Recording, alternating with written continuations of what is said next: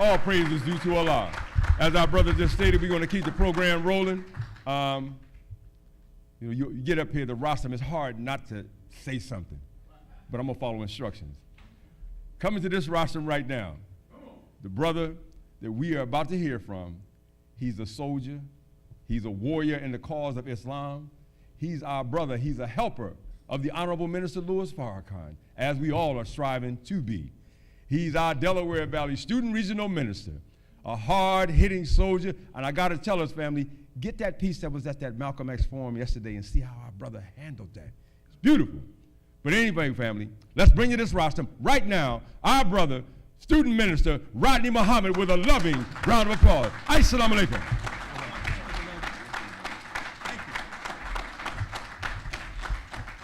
All right, assalamu alaikum. In the name of Allah, who came to us in the person of Master Farad Muhammad, to whom praise is due forever, in the name of his exalted Christ, the most honorable Elijah Muhammad, and in the name of their student, their servant and apostle, but he's my leader, teacher, and guide, with whom I am eternally indebted, the Honorable Louis Farrakhan. I greet us all with the greeting words of peace. Salam alaikum. If you don't have the final call, I want you to see this headline: unbreakable and unshakable. When a strong black man stood up, when they brought us here to be slaves, they made sure that they broke him down, so that any black man that had a spirit to stand would have his own spirit broken. For a broken people, the most valuable thing that we can have in our midst today is a black man that's unshakable and unbreakable. That is what you have in the Honorable Louis Farrakhan. We're here and we're blessed to have one of his helpers who has been with him for a number of years. He didn't have to have a national post to be with the Honorable Louis Farrakhan. He didn't have to have a title to be with the Honorable Louis Farrakhan. And he's a man that understood that even though he had been incarcerated himself, and if you've been to jail for 6 months, if you did 6 months, you need to sign up for the prison reform ministry. But this is a brother who helped the Honorable Louis Farrakhan with our first edition of the Final Call newspaper. This is how far we go back. And, you know, we're dealing with a generation today, unfortunately, across the board, that was born on third base. When you're born on third base and you've never been to bat, you got to figure out, how did I get here? You got there because somebody went to bat for you. And what's happening today is they're starting to pull down people like Francis Quest Welsing and other leaders that have come before us, because we're starting to build a generation that's ungrateful for those that had already fought for them. One of the things that I learned coming into the Nation of Islam is to be grateful for soldiers that I never got to meet, but I never had an opportunity to be a soldier. If it were not for the men and women that stood with the Honorable Elijah Muhammad, who also was incarcerated. I don't have time to go through everything today, but the Holy Quran says we are the inmates of hell. When you've been in jail a long time, they have a thing called, you get institutionalized. And they say that when you're institutionalized, even though you get out and you're free to go, you still conduct yourself in a way that ultimately gets you back locked up all over again. We are the inmates of hell as a people, because it's really time to separate. It's time to go. We're having a hard time leaving Egypt because we've been institutionalized. We out in the wilderness fighting God's servant when this is a time to get behind Louis Farrakhan. Don't let the folks that got control in the land deceive you. They control Facebook, but we're dealing with a man that has come before the face of his Lord. And they only see Farrakhan, but they don't see the hand of God on him. I don't want to be institutionalized no more. I want to give up Egypt. I want to take whatever's mine. Let's take our flocks, let's take our herds, let's take our women, let's take our children. It's time to go. We don't need reparations, and then we still hardwire to our enemy. In a decade, he'll get all that money back. The only way we're going to be able to hold on to some wealth is if we separate. Separation, as Mr. Yakub requested, is the first step to make. He didn't start making a new man till he got separated. But see, it's hard for us, as the Honorable Louis Farrakhan said, he ain't saying, let my people go now. He's calling on his people to let Pharaoh go. Because we've been institutionalized. We're a managed social group. We've been regulated. We've been locked down. And we have not been free. And now it's time, this is our hour to take a free step. And because we're institutionalized, we keep coming back into the fold of our open enemies. Well, I know a man that knows how to walk away from that kind of thing. You want to hear from him? I know somebody that knows how to walk with the Honorable Louis Farrakhan. This is a brother that I will go to my grave bearing witness that he is a soldier for the Honorable Louis Farrakhan and would not betray him. He's had every opportunity like everybody else, but he has walked with the Honorable Louis Farrakhan all of these years. You may not have seen him, but he's always been there. So I want you, Philadelphia, to put your hands together for the National Prison Reform Minister of the Honorable Louis Farrakhan. The first brother I met coming in the door to become an FOI, I had his old name, but his name now is Minister Abdullah Muhammad, a student in the ministry of the Honorable Louis Farrakhan.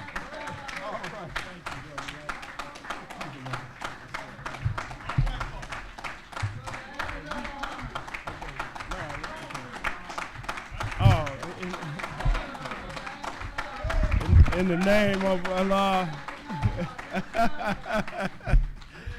in the name of Allah, the Beneficent, the Most Merciful, I bear witness there is no God but Allah, who appeared to us in the person of Master Fard Muhammad. Yes, and I bear witness that the Honorable Elijah Muhammad is the exalted Christ. And the only place to be exalted to after you reign as Christ is God.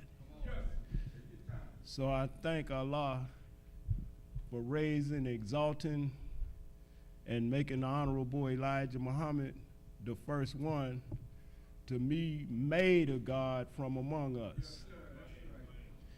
And today, I thank the Honorable Elijah Muhammad with both of them for Allah permitting the Honorable Elijah Muhammad to anoint the Honorable Minister Louis Farrakhan as his Jesus. Brother Rodney, he just said, I'm kind of nervous today because I don't feel like I got as ready as I should have been before I came for y'all. Right? But Brother Rodney said that he know I won't turn on the minister. Well, I was blessed to come out of the prison not wanting to know what the nation was going to do for me.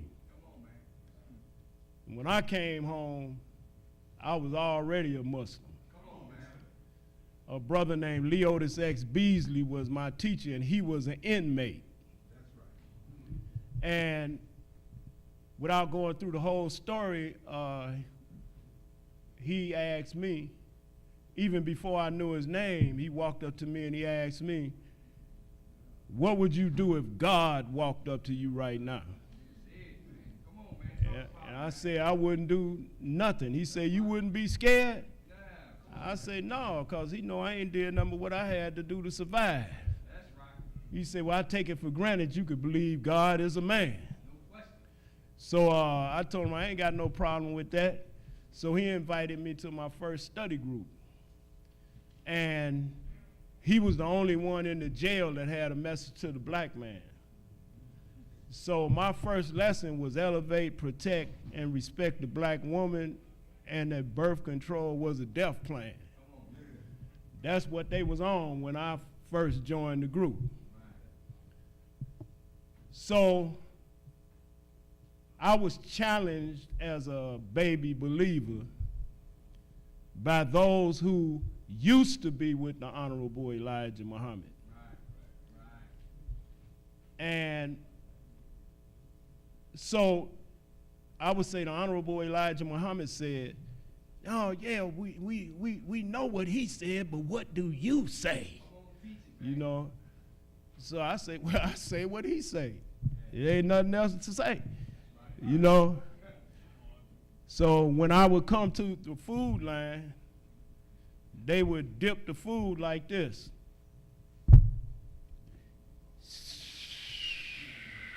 The mother plane, right? So then one day they said, you got a visitor. And I hadn't even been assigned where I'm gonna be at permanently, I mean not permanently, but where I'm supposed to be, what cell I'm supposed to be in. So I'm in the area that's set up like a dorm, bed next to bed. So they say, you got a visitor. So I know I just got transferred from the jail down here. I'm saying, man, who is this? Yeah, I got a visitor, right? So I get up and they tell me, oh, no, you ain't got to go nowhere. They coming to you. So now I really want to know, who is this? Well, they coming to my bunk, you know? So it was the imam. And he came to me, he said, the Honorable Elijah Muhammad taught us not to follow dead leadership. And he said, seed of Abraham was not a physical seed, it was a spiritual seed. And I said, well, I don't understand how a spiritual seed could be made to make more bricks with less straw. I said, I just can't comprehend that, right? And he said, I said, I ain't never read nothing like that in this. And I pulled a message to the black man, and he looked like I was Van Helsing holding up the cross. Because you know the Honorable Elijah Muhammad sitting right there on the cover, right, with his crown on. So I opened up message to the black man. And how I got message to the black man is Brother Leotis and he only had a message to the black man. Then somebody sent this message to the black man to him, right? All of them signed the book over to me.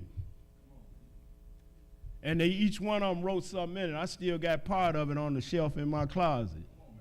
I definitely got the part of what they wrote and the date, right? So when I came home, I'm gonna try to cut this part. So when I came home, I was blessed to volunteer to work in the basement of Minister Farrakhan's personal house. And Mother Khadijah chose me as the volunteer she wanted there regularly.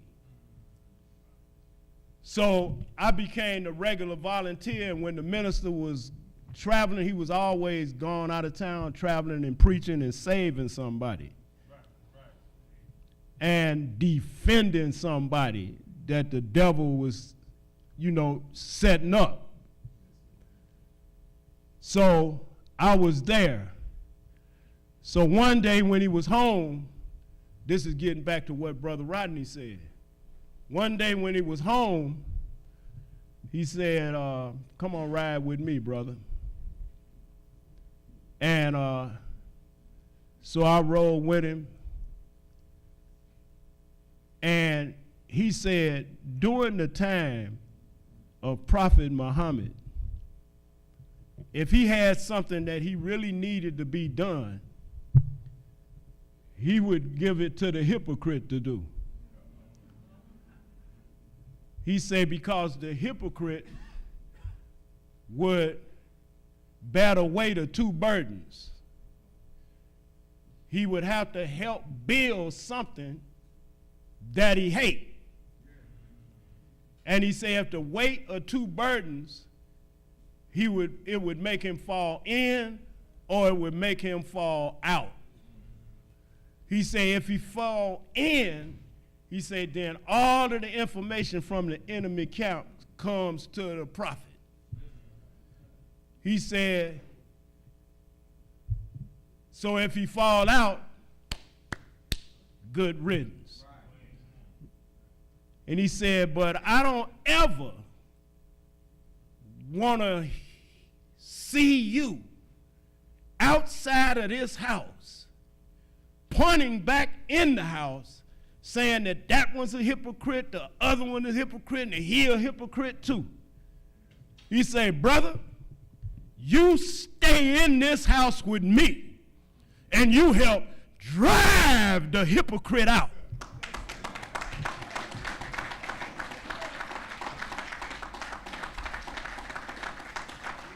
So I was given my assignment from the beginning.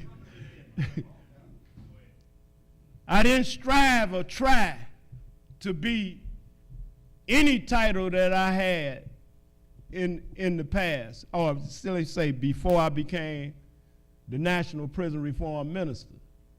One time I had 3 caps. I was the first officer. We didn't have a captain then. It was the supreme captain, the assistant supreme captain, then me, the first officer. So at that time, I was at FOI class, and Brother Mustafa, he said, Brother Abdullah, you a blessed man. He said, the Honorable Minister-Louis-Farrakhan said that when he woke up this morning, you was the first one on his mind. And he wants you over the New Life Self-Development Security Company in Rockwell Gardens, which was the worst housing project in the country. He said, I want you the chief of security, and they better give you a good salary. So I said, but Brother Mustafa, like, what is a good salary? He said, tell them $50,000. So I said, 50,000? He said, tell them 50,000. Just like that. So when I went in the negotiating room, I said 50,000. They said 35. I said, I really believe I said 50,000. And they said 40,000. I say 50. Then they say, all right, 45,000 with a $5,000 annual raise. I say, all right, we could shake on that. I get my other 5,000 next year. So then I became the first officer and chief of security and the National Prison Reform Minister. And Mustafa said the minister told him to tell me I'm just going to have to learn to better manage my time. So before I became the first officer, I used to sell fruit on the corner, and it helped me put my 10 of my 11 children through Muhammad University of Islam in Chicago. So, Allahu Akbar.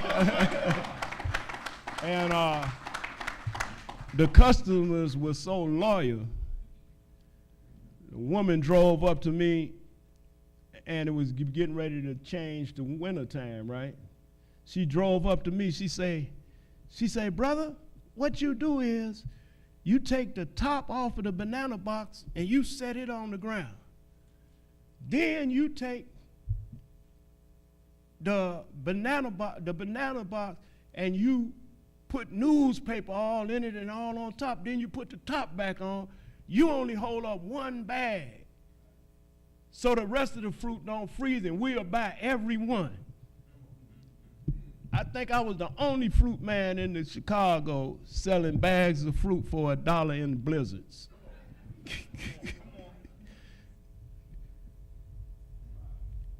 And so I left one day. I went to the market because I would sell the fruit bags from like 6 a.m. to maybe like 10 in the morning. Then I would go to the market, get the fruit to be prepared to be packed in the morning around 4 a.m. And then when I get the fruit home, I would go straight to the county jail and start teaching at 1 o'clock. So this particular day I came home with the fruit, and I believe if you near the National House, you should always drive by regardless. If you went in a couple of blocks, you gotta drive by there.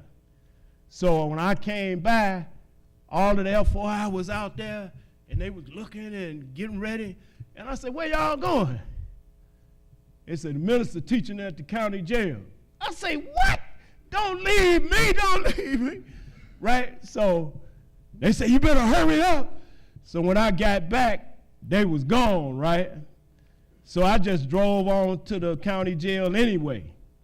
So when I got there, the entourage was just bringing the minister up to the part where that's the entrance to go in. And I made it over there just in time, so I fell in behind the minister.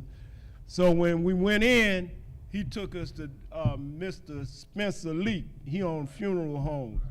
And so he was the director of the county jail now. So they put me on post right outside the door of the director's office. So I'm standing there on post, and the door opened up. And it's the supreme captain. He say, Brother Abdullah, Minister-Farrakhan want to see you. So I'm thinking, oh, I'm probably have to go get some water or something that he need that he don't want the jail to serve him. This is what my thought is, right? So when I come in, the minister sitting right here in this chair. This chair is open, and the director's desk is right here in the middle, and the director is looking at me. So as I approach these two chairs and the minister sitting there, I approached the minister, and he said, have a seat, brother. So before my behind could hit the seat, he said, this will be the brother in charge of the Nation of Islam's prison reform ministry, because he loved his people and he would not turn back on them. That's how I became the National Prison Reform Minister. And also, Brother Rodney probably know I got a hold to a few people that disrespected the minister at his property too. So I came in fighting in the county jail, and I was defended the minister and his property against enemies who had the nerve to come to the property to disrespect him. So I didn't learn from DVDs, CDs. We didn't have no final call paper.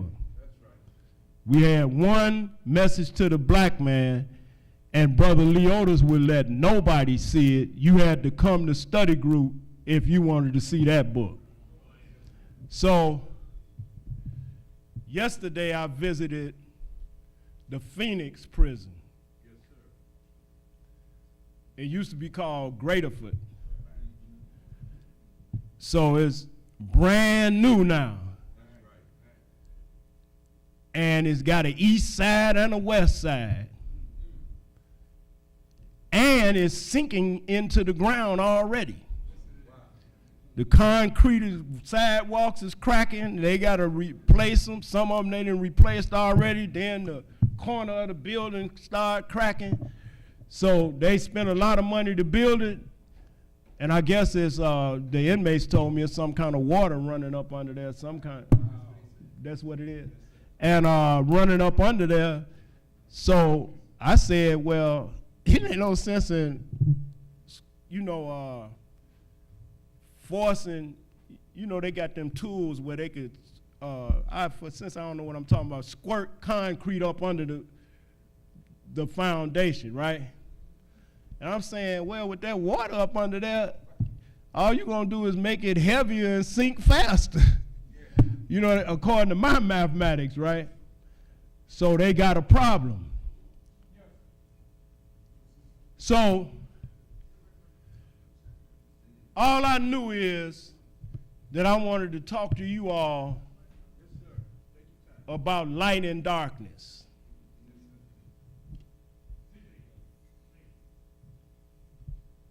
And bringing those that sit in darkness out of the prison houses. So these words, this font came out a little bit smaller than I wanted it. So I'm going to try to read it. But I would like for you to listen to each word. This is Minister Farrakhan. Look at what Dr. King wrote. 1,000,000 words will be written and spoken to dissect the ghetto outbreaks.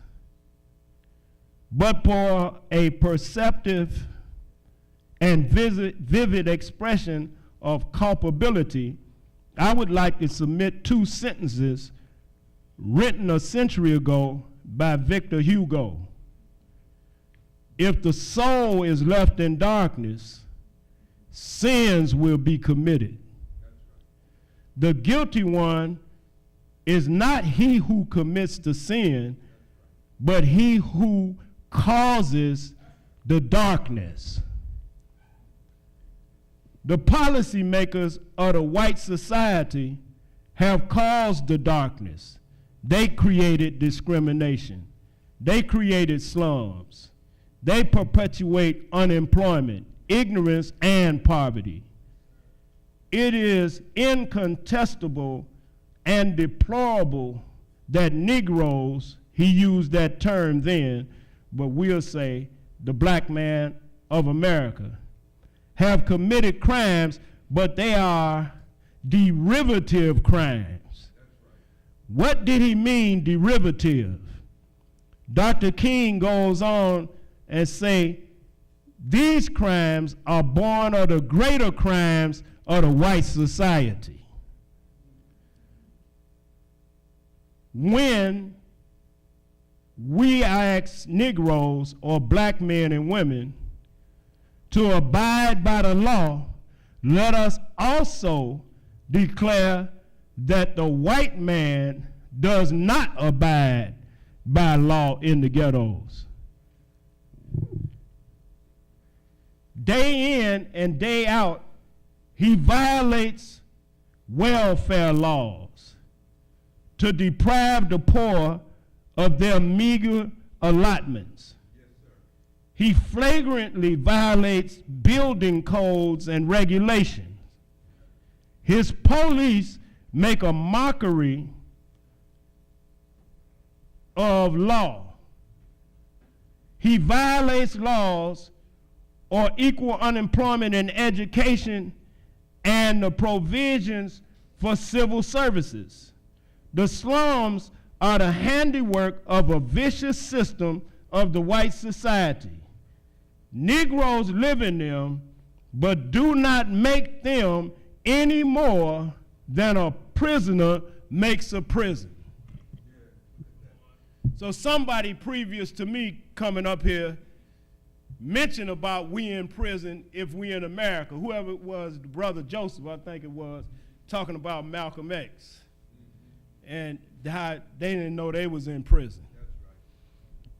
So America, I didn't plan to say this, but since it came up in my mind, this is a prison, and when Minister Farrakhan decided he was going to go to Libya, Ronald Reagan and them, all the politicians got together and they came up with a law that anybody that go to Libya gets 10 years in prison and a $50,000 fine. And Minister Farrakhan said that I was not aware that I was on a plantation.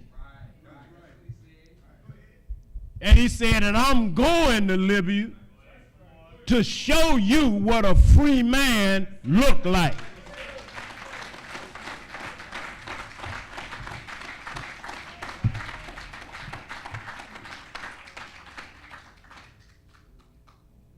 Yeah, he did, right? And came back.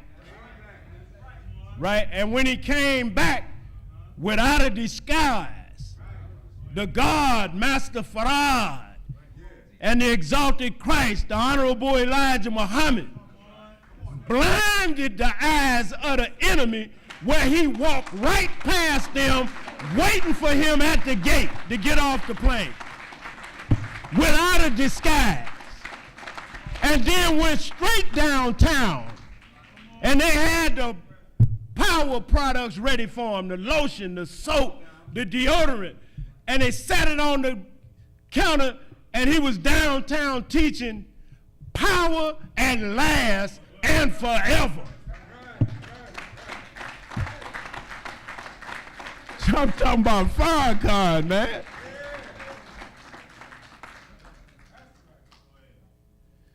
Now what we need to do is stop reciting and act out what you've been saying out your mouth. Because it's an indictment against the whole nation of black people. Because black people who did not join the nation got that what y'all gonna do mentality. When y'all gone? Huh? Or if we come around on your block, I don't know if they call them blocks here, but if we come to your neighborhood, you say, where y'all been? Hell, if you had a joint, we would have been here already in you.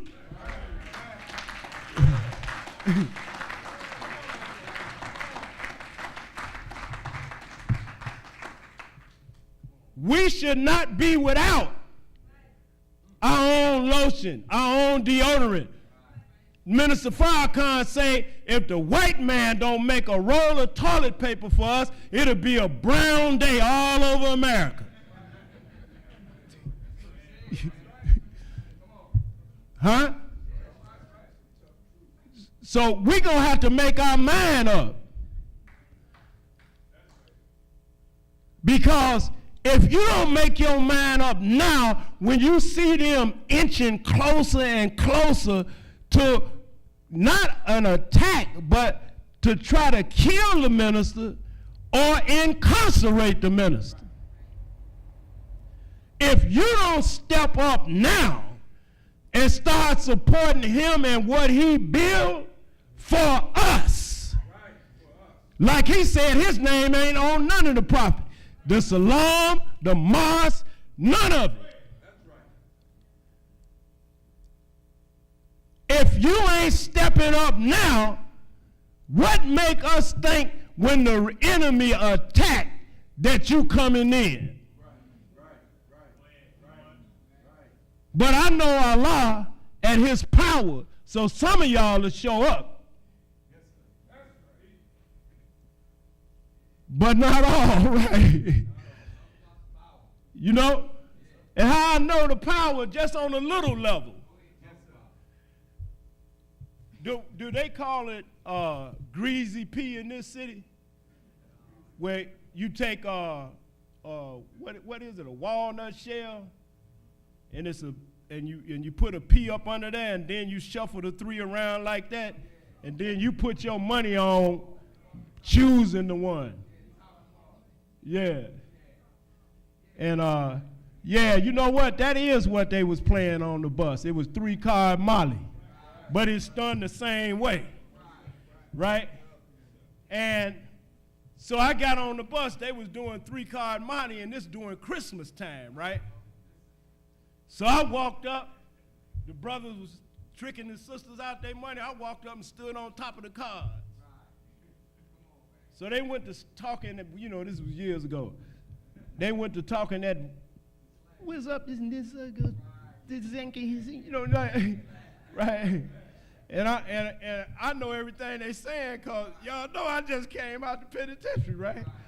So I said, man, what you think? I'm somebody from Mars or something? You know what I mean? And the bus driver, because I'm selling the final call on the bus, right? The bus driver says you can't sell that paper on the bus. So I say, what? I can't sell this?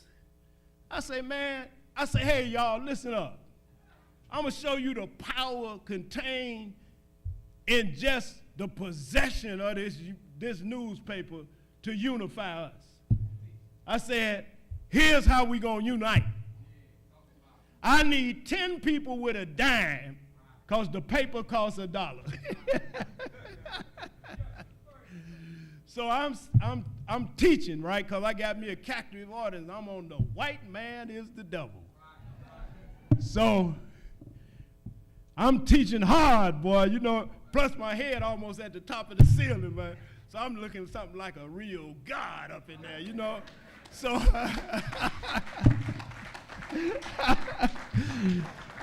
so the bus driver got Jerry curls.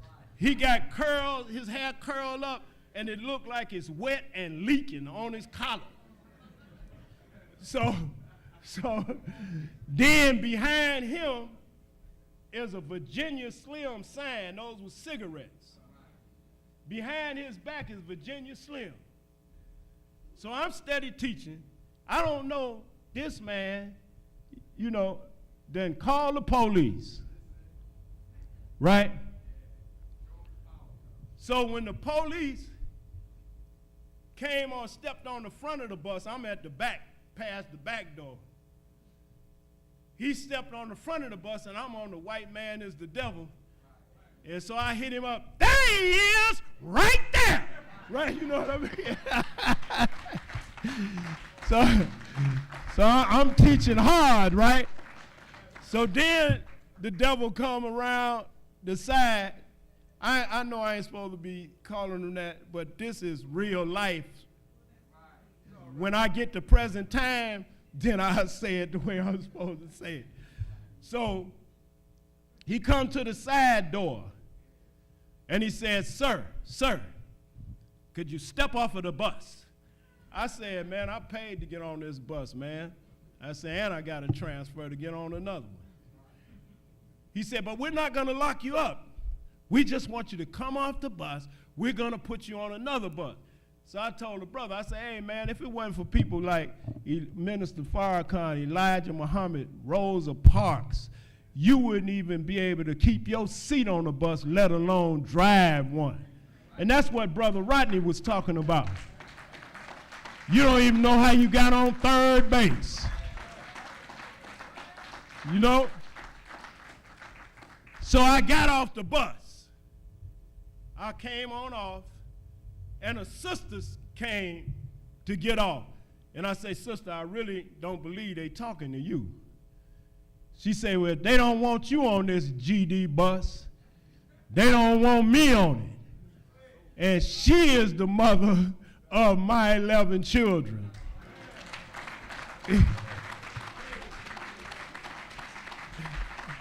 And 16 grandbabies.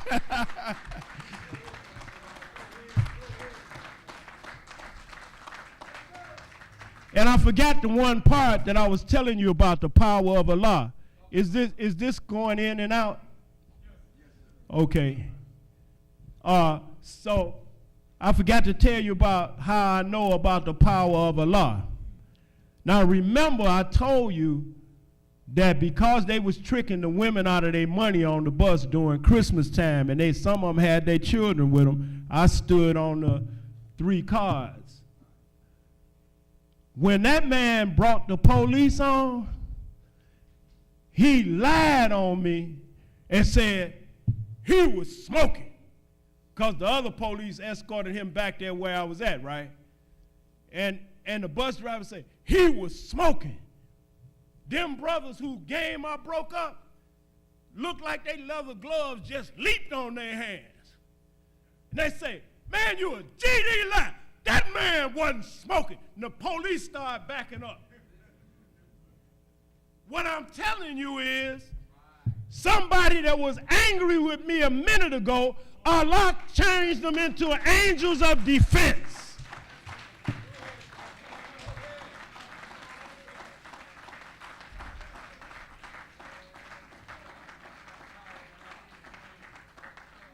And I'm telling you one more instance. One of them people I told you I got a hold of, messing with the minister. Well, I went back to the National House.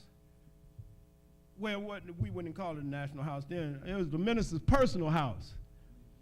But he was, everything the final call is doing now, he was doing it in the basement of his house.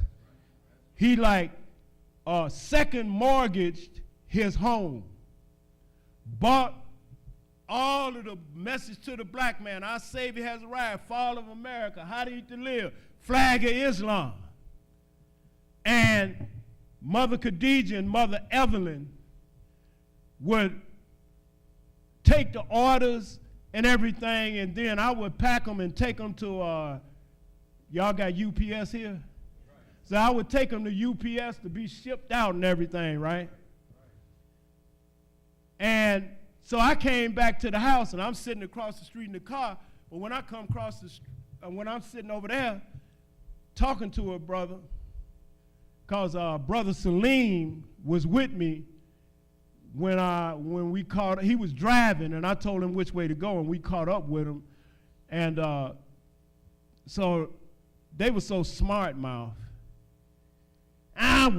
We know, Louis. This is our neighborhood. You don't tell us what to do. You know, so Brother Salim, he a diplomat. And we don't want to hear that. This is our neighborhood. We know Louis. We know Abner, right? So their window was down. And I was on the driver's side. So I'm listening to him. So his window was down. So I said, hey, listen. I said, I don't think you understand what my brother is saying to you. I said, could I say it to you in a way that you would clearly understand? And he looked up at me. He says, sure. I said, bam! I bust his head through the window. Then they hollered like they had turned into women. I hope that don't offend the sisters. That they had, oh, like they jumped out the car, started trying to run. I caught him again. Bam, bam, bam. Right? So now I'm back in front of the minister's house, sitting in the car. So now, a little later on, here come the police down the street on the side of the minister, where the minister's house is at. And his police got on his white shirt, his long jacket, police jacket. And this dude got something silver on his nose, taped across his face, and by him being Caucasian, all up under here was black as me and blue, right? So now, I'm gonna step out from behind the rostrum. Y'all can still hear me on the microphone. And y'all see me, right?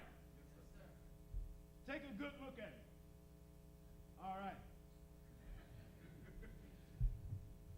Now, some kind of way, the police bring them over to my car.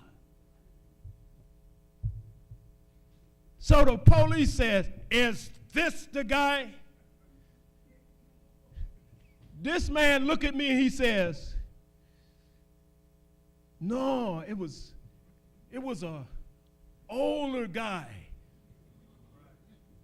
And he was bigger, he was big, right? So I'm sitting there looking at the police, and he said he was about 32, right? I'm sitting there looking at the police, and I'm saying to myself, well, the one thing I have learned, not to return to the scene. You know? But this time Allah covered me. He made me look like I guess I looked short and small. He says, no, it was a big, tall, older guy. You know? So I'm saying to myself, Allah is powerful. You know, if your heart is really filled with faith,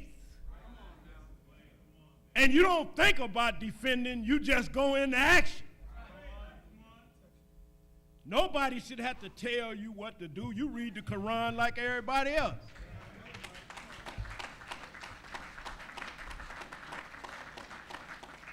We fight with those who fight with us, but we only kill whom Allah ordered to be killed.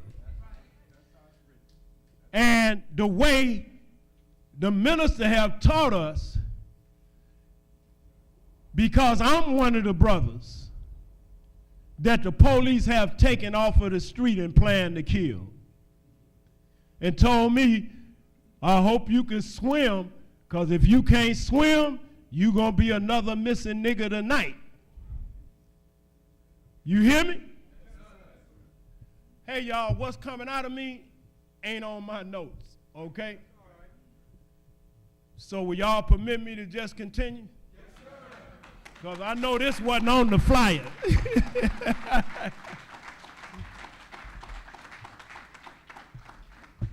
So they handcuffed me. I was the last one out the pool hall after hours because I played pool for money. And because of the amount of money we was playing for, the pool hall owner let us finish the game, but it was after 1 o'clock when the pool hall closed. So we didn't know the police was at the bottom of the stairs. And they was putting everybody that came down upside the wall and searching them. But they let them go. So when I come down, I'm the last man. They put me upside the wall and then tell me to lean forward. So I'm leaning forward with my hands on the wall. Then they but he got me stretched out. So then they snatched my arm, which make me fall this way. Then they grabbed the other arm and put the cuffs on me. That's when they told me, you're going to be another missing nigga tonight. So they took me to where McCormick Place, it's back up now, but it had burned down. So they took me back there. And y'all know how it go when you ain't got money for a hotel room, you use your car.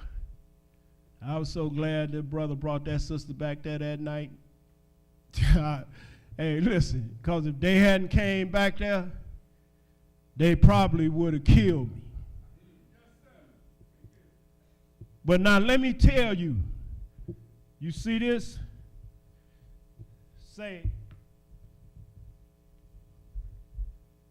unbreakable and unshakable. I thank Allah for making me like that. They had the cuffs on me. I'm in the back of the car. They putting the pistol under my chin, pushing my head back. Then they taking, it's like wrapped in leather with BBs in it, busting me in the top of my head. And so all I could do is move my head and distribute the blows where they couldn't hit me in the same place. But I could tell if they hit me any harder, I would lose consciousness. Then they took the pistol, put it in my forehead, and hit me with the circular end of the barrel. Like that, with his finger on the trigger. So now, I I went so deep inside myself that I didn't know I was talking out loud. I went down deep in myself, talking to Allah. I didn't know him as Allah then. And I said to Allah, and I can't use the real words I use. So I'm talking to Allah, and I said, I don't believe you. You would actually let me die like this? What happened to the microphone? It'll come back. Okay. So I say, I don't believe you. Like this. Say, I don't believe that you would allow me to die like this, handcuffed behind my back, and I can't even strike a blow in defense of my own life.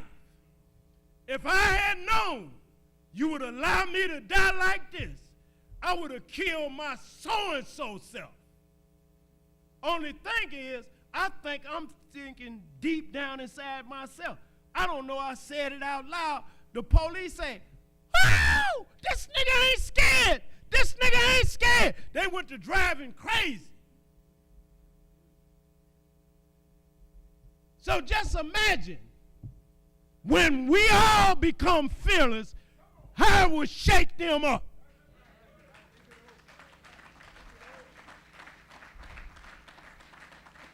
They get joy out of a cowardly Negro. And then gonna kill him anyway. But Allah made me talk to him. Yeah, I don't believe you gonna let me die like this. And I was like cussing him out. You know? And he got me out of it. And the people that came back there in the parking lot in the car, they tried to get me to open my eyes because by them coming back there, the police had to spray Mason stuff in my face. And so I wouldn't open my eyes, so I had to keep my eyes closed for them. Turn it down away from me. You still gonna be able to hear me? Okay. So this way? Right there. Okay. So they took me to the hospital, and that was that. But my point is, the white man still today, I think Brother Rodney brought that up about breaking us. They can't stand a fearless black man, and that's why they can't stand Minister Farrakhan. And those of us who are with him. Now I want to close this point on kill no one whom Allah has not ordered to be killed. I had a forum at Muhammad University of Islam, and everybody had did 35 and 40 years, and they had suffered from police brutality, and they was innocent. But it took 35 and 40 years for them to be able to be allowed to come back home. So as I was at the microphone talking about each one of them and what they went through, the anger of the police taking me off the street came up. And so I said out of my mouth, when I get the orders, I'm going to carry them out. The only thing is the minister Farrakhan had never came to no event prison reform put on. But he came in the back of the gym right when I'm talking about killing people.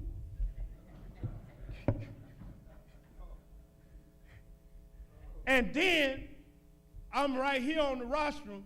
He sat in the middle of the back of the gym with his chair and him facing directly at me. So I'm sitting, I'm still teaching, right? And so when I finished, I said, well, you know what, I better go see if the minister want to have some words to say. So when I'm coming down off the stage, the brother named Broderick was behind me. He said, Brother Abdullah. He said, man, he said, I'm holding post behind you. He said, I'm looking at your back, and I'm looking at the minister's face, then I'm looking at your back, now I'm looking back at the minister's face. He said, the only thing I can say is you are one bold black man, right? So I went back there to the minister. He said, yeah, he'll have something to say. His security told me the minister didn't like that. He said, you too raw. He didn't like that, right? So I said, okay. So, well, you know, you ain't nothing else to say because, I mean, you ain't nowhere to run and hide. You know what I mean? You know, so then he called the laborers over to the palace. This is a little while after this happened. And so I'm at the dinner table with the rest of the laborers, so now it's time to be dismissed.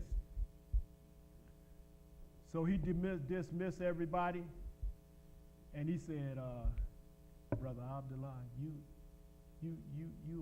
remain behind. Right? I said, oh, man, it's just like The Godfather and Al Capone, man, where they feed you real good and then kill you. You know what I mean? I say, man, I'm sitting there, right? And so one of the E team come over and very respectful because he know me. He say, Brother Abdullah, he say, now, you know the minister dismissed everybody, right? I say, well, do you think I'd be sitting here if he didn't tell me to stay? You know. So now, me and the minister, I'm sitting on the couch with him, away from the table, and he asked me, he said, now, brother, what did you mean when you get these orders, you're going to carry them out? Did you mean you'll hear them in your ear or something? And I said, well, yes, sir. In the back of my mind, I was thinking that, and he said, and that's exactly what you put in the back of the mind of your enemies that was sitting on that stage with you. Because they wondering when you get the orders, how are you going to apply it to them? Now notice he didn't say, I don't want you talking like that, you out your mind. And I don't need a minister to talk like this. He said what I just told you. So I'm telling you, if you don't hear it in your ear, Allah didn't order them to be killed. Unless they actually physically attacked you and you had to do it. Because we fight with those who fight with us. And if they come with a weapon, we take it and we do to them what they came to do to us. But you can't up on your own and decide who is a hypocrite and which one you're going to kill.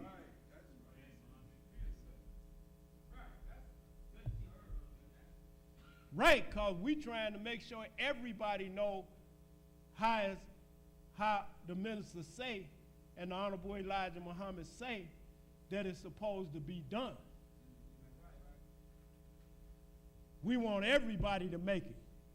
He said through Minister Farrakhan, I'll get all my people. So now I'm at Phoenix. The brothers is arguing, and I had shut the study group down because I heard that one of the opposing groups told our study group leader, it'll be best if you don't come to Wednesday night.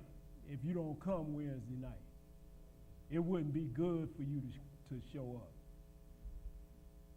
So the brother decided he wasn't going to go And if I ain't got it right, I'm going on a faulty memory. His position was he not going to go because if he go and something does happen, that's going to get us shut down for real. So he didn't go, so I called the chaplain and say, look, I want the group shut down until y'all clear me to come in. So they cleared me to come in yesterday, so it's been about a month and a half. So I came yesterday. And I met with the group.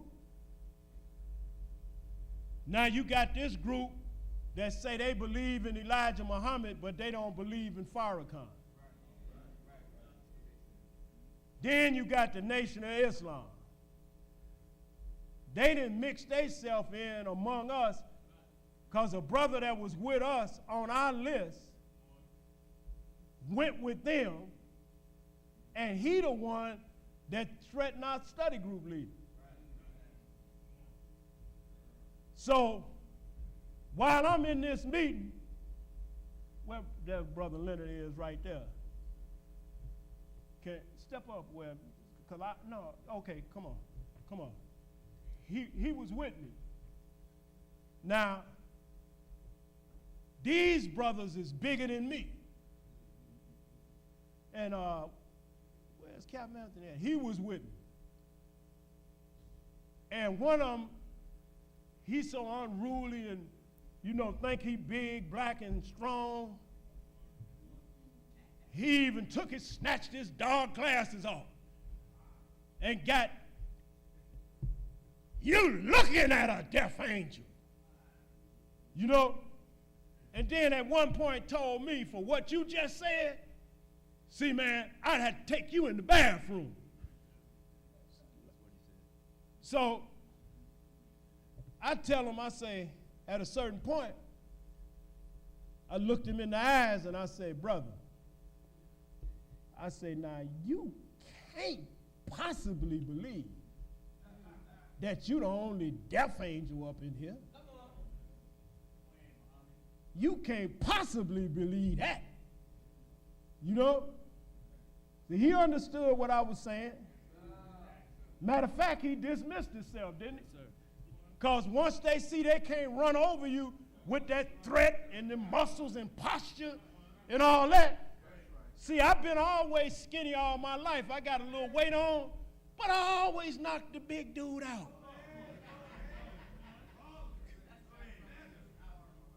Always. Because if you scare me, you know what that signal, what the thought is sent to my brain? Got to swing first. That nigga done scared me. So look here. That's good, brother. Look here. You ever seen like Debo? Y'all seen him?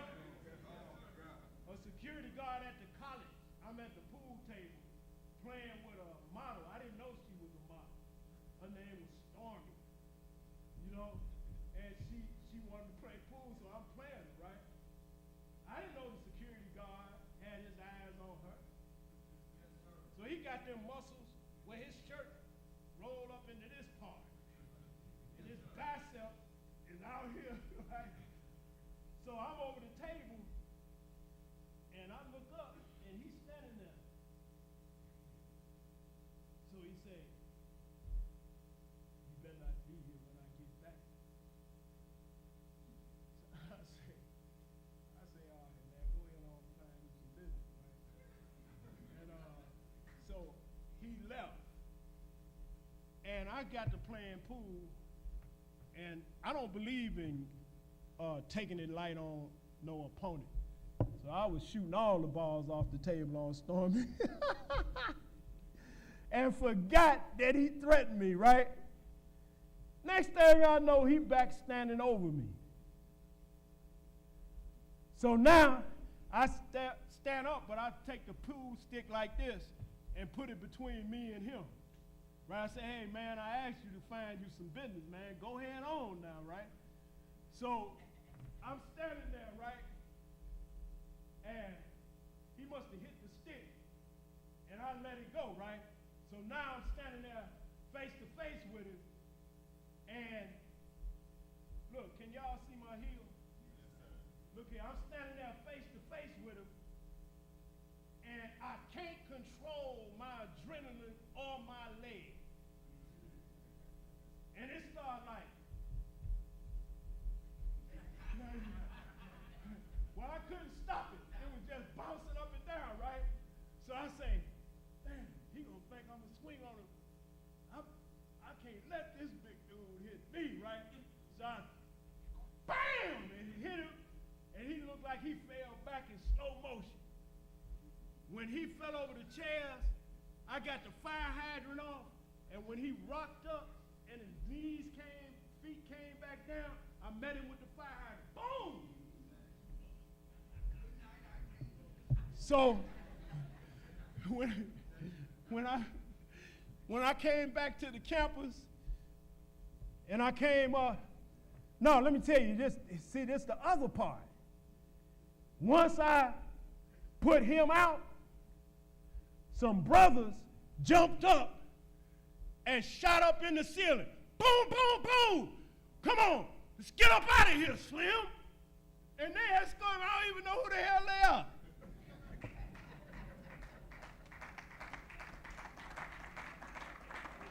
When I came back to the campus, and I said, y'all mind if I sit here? Oh, no, man, sit anywhere you want, because they think them hitters is with me, and I don't even know them.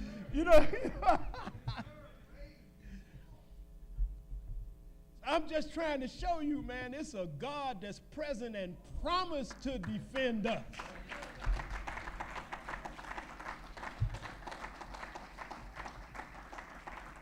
So now here's where the brother got me. And I realized that him and them are they in Isaiah 42 that sit in the dark. And I have to recite the verse to say it right. Bring the prisoner out of prison, and those that sit in darkness out of the prison houses. So while he talking to me, he now want to diss Minister Farrakhan's leadership. So he say to me, you see, the Honorable Elijah Muhammad, he said, don't change the teachings while I'm gone. And he talking about what he think is a change under Minister Farrakhan, right? So I tell the brother, I say, number one, Elijah Muhammad ain't gone.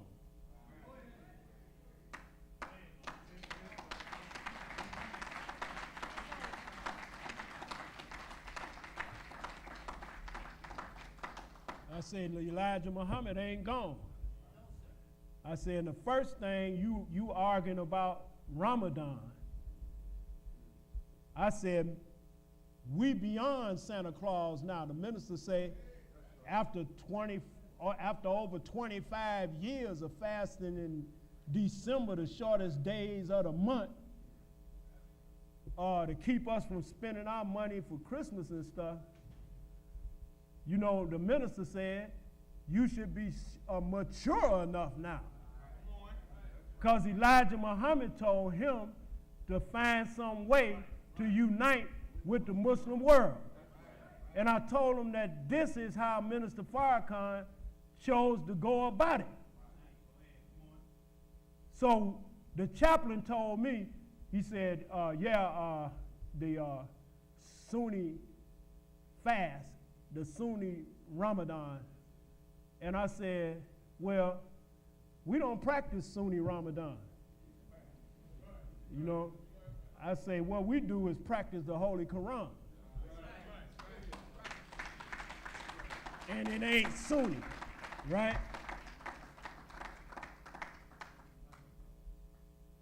So I went into and found out that they really never read or even saw the minister's press conference called The Announcement, where he went to the will, brought there by Honorable Elijah Muhammad. And he said he couldn't see his face. And I told him that he said that a cursive writing, like a scroll, rolled down. And before he could finish reading it, it rolled back up. Short, straight to the point, because now it was in his heart. It was in the heart of his mind, like a time capsule. It would release at the proper time to deal with proper circumstances, to prove that he was on that wheel. And I told him, brothers, I said one of the things he was able to do when he came back from the wheel was tell us what 6 presidents in a row had planned to do to us under the guise of gangs, drugs, violence. Conspiracy against our black youth and the Nation of Islam in the West. So I say Elijah Muhammad ain't gone. I say when you read the Bible, after the crucifixion, the women saw Jesus first. I say, and the women told the disciples that they saw Jesus. Listen. They saw Jesus in another form. Elijah is in the form that we know as Farrakhan.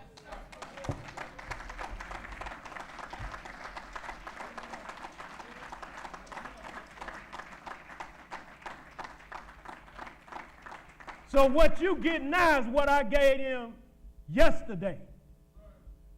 And I didn't want to leave.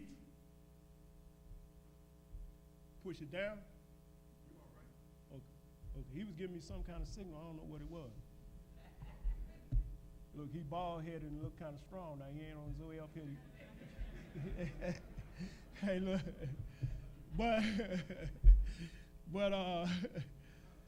But I told him I didn't want to leave you without making it plain that Minister Farrakhan is the fulfiller of what you read today under the name Jesus.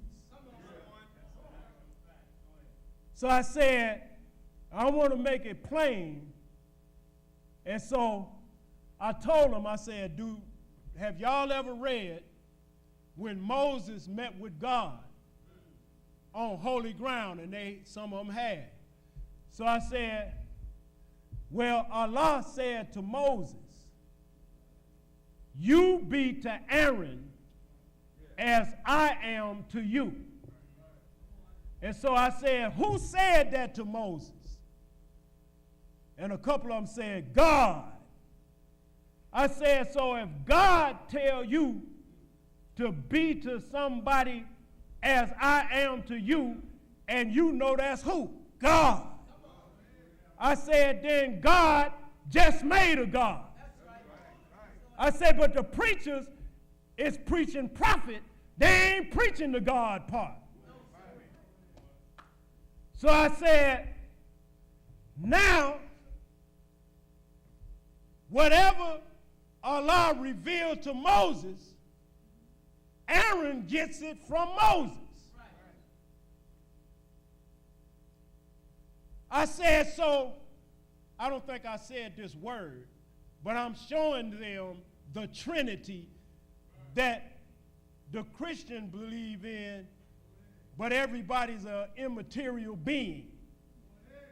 I'm showing you the Trinity in flesh and blood, men who lived on this earth, ate food like we eat, lived like we live, and died like some of us have returned to Allah.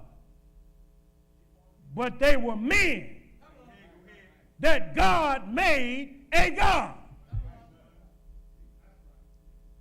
And if you keep reading, you will see that Allah would reveal to Moses when then to stretch his rod out. Now, some of us may not have been around, may not have seen the DVD or heard the cassette. But when our babies, Andre Jones, got taken into custody for a traffic ticket, and then the police gonna tell us he's so distraught over a traffic ticket that he hung himself in the cell. So Minister Farrakhan traveled to Jackson, Mississippi. And what I'm about to say, I'm saying to you that Minister Farrakhan is Elijah Muhammad's Aaron. And if you read the scripture, Moses reveals to Aaron when to stretch out his rod and to bring on plagues on water and land.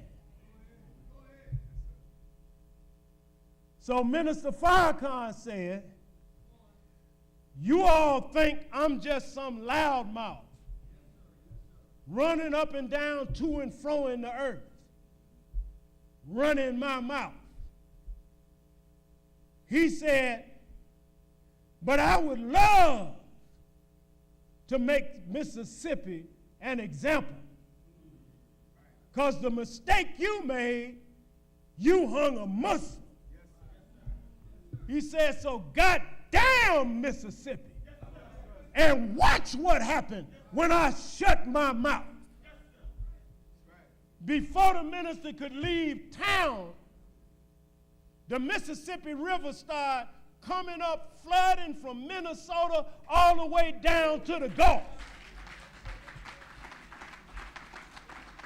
And if you can do your research, you'll find footage of white people on the evening news just crying, and they can't see nothing but the top of their house.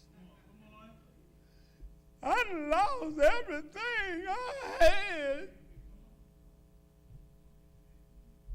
But what the evening news didn't show, they call it the flood of 93. It was the flood Farrakhan brought on in 93, but they ain't gonna show you that on the evening news. But I was there.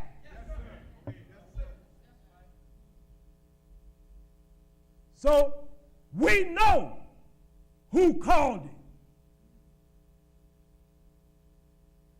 And before the Honorable Elijah Muhammad left, he told Minister Farrakhan, anything you want from Allah, ask him in my name. There will be two of us backing you up.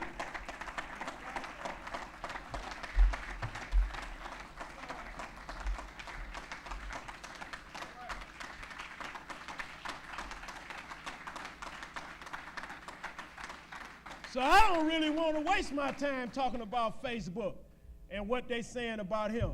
You need to know him from the divine perspective, and to hell with Facebook and what they're saying.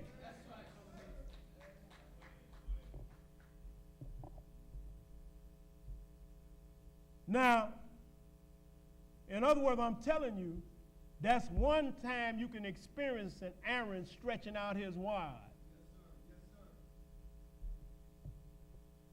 Then the other experience is when he went to the wheel, and the Honorable Elijah Muhammad said, the next time you come, I will allow you to see me.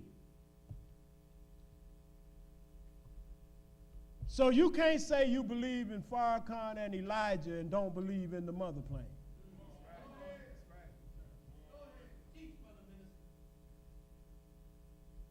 So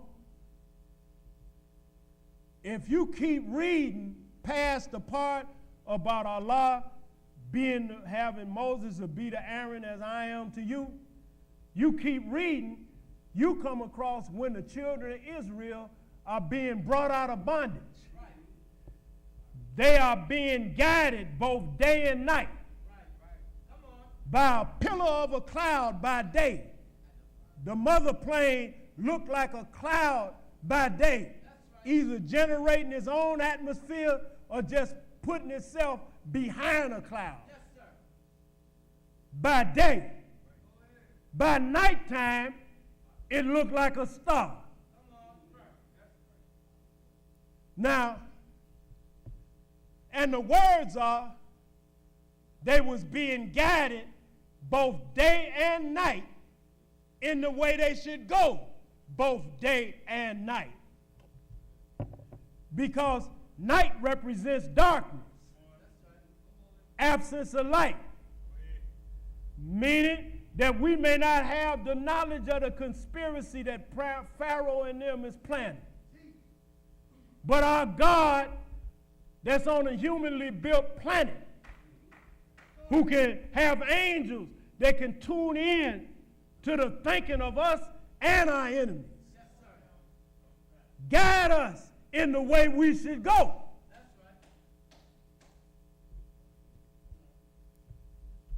Now, I have had an experience.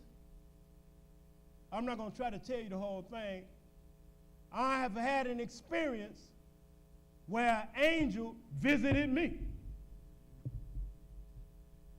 And he asked me, what are you going to tell my son?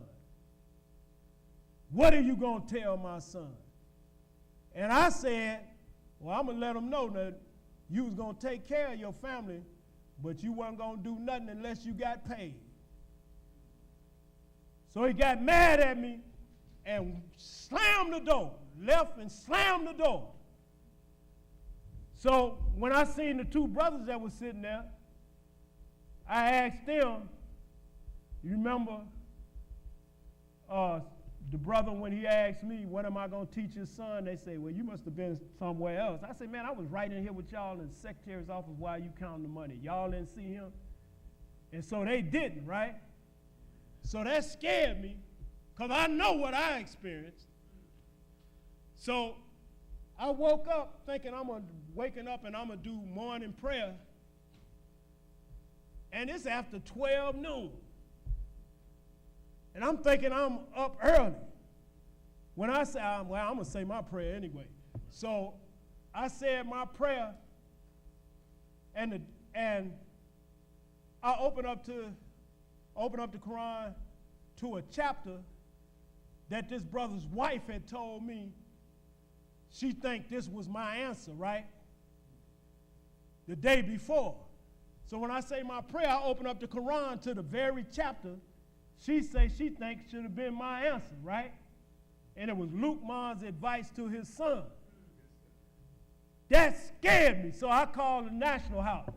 I said, listen, I need to speak to Minister Farrakhan. I need to speak to him right now. So like that, Assalamu alaikum, brother. How are you and the family?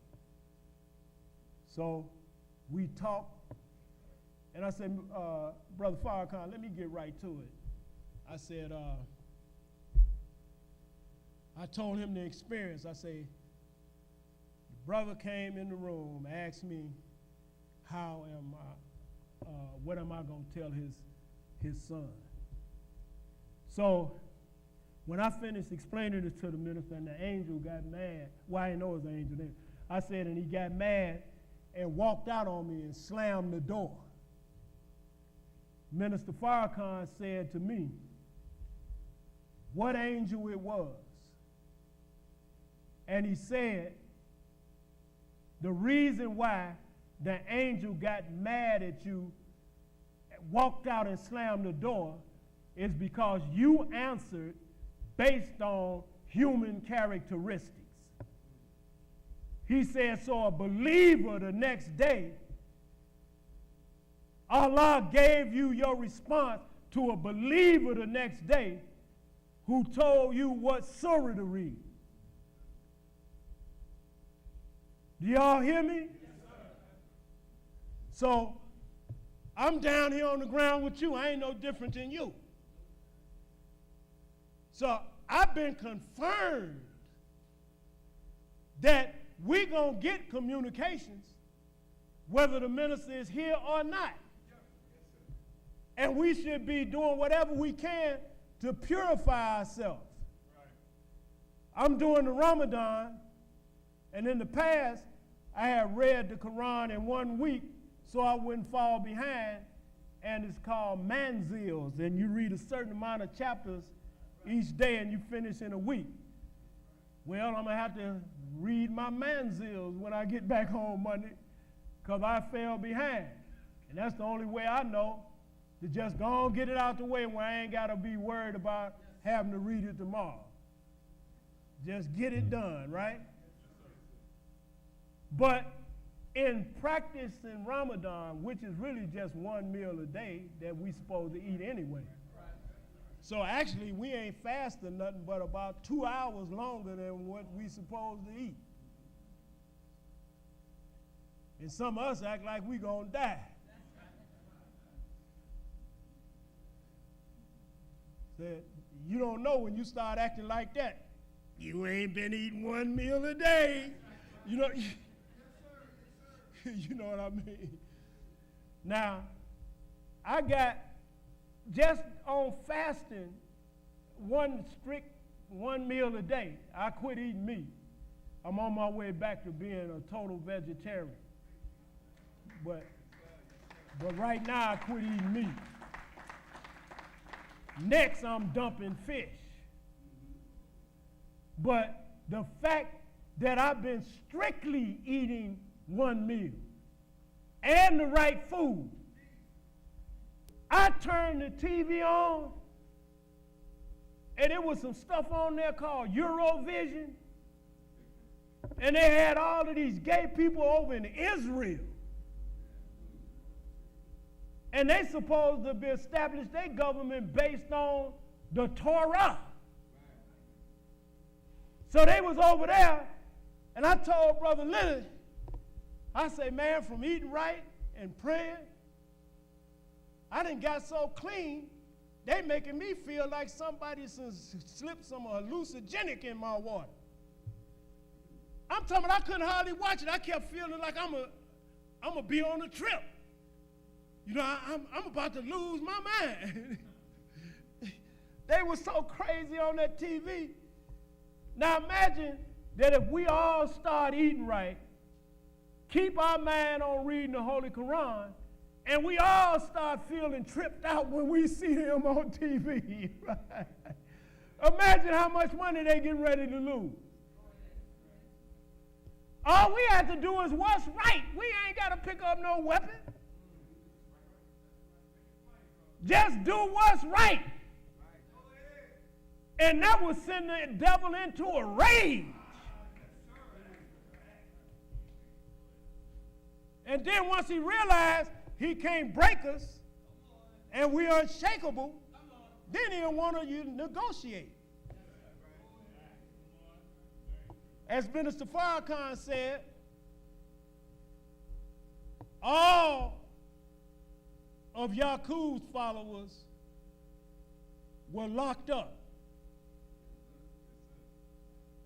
put in prison, until, he said, rounded up, until there was no more room in the prison.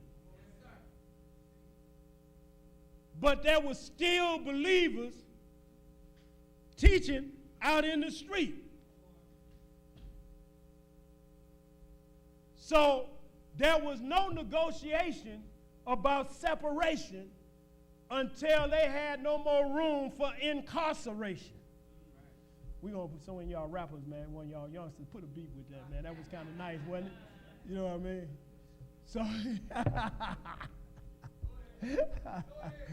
So Minister Farrakhan have told us that he is the new Yaqub. Yaqub in reverse. Somebody said anti-Yaqub. So we all gonna wind up eventually being banned from Facebook. Because I ain't gonna never stop talking about him and saying what he said.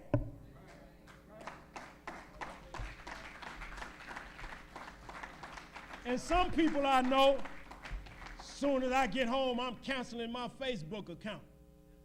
I say, well, then you ain't picked up your cross and following him. You can't get off Facebook till they put you off like they put him off.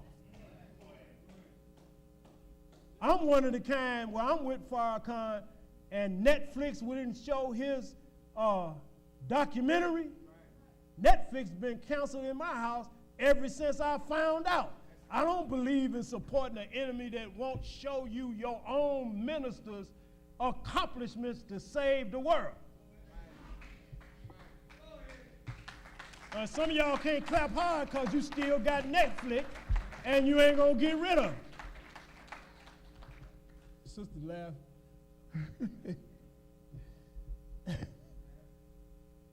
Now,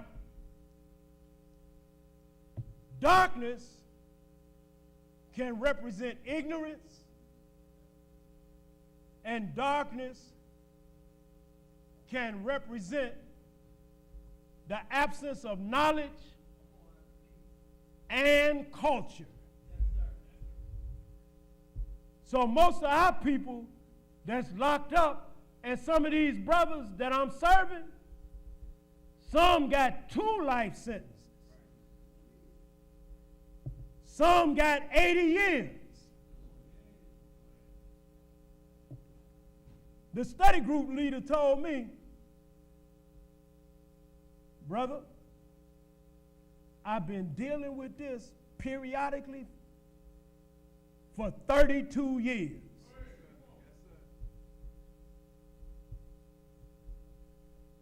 Now, he may be a killer, but he's dealing with killers. The whole group is killers. So, we trying to civilize people that really ain't got nothing to lose.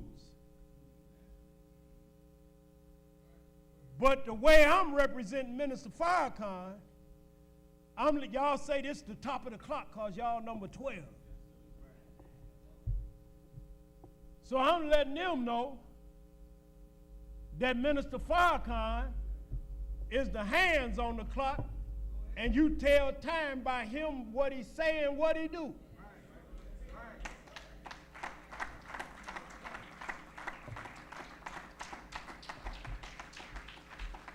So I know I feel like it's getting time for me to come down.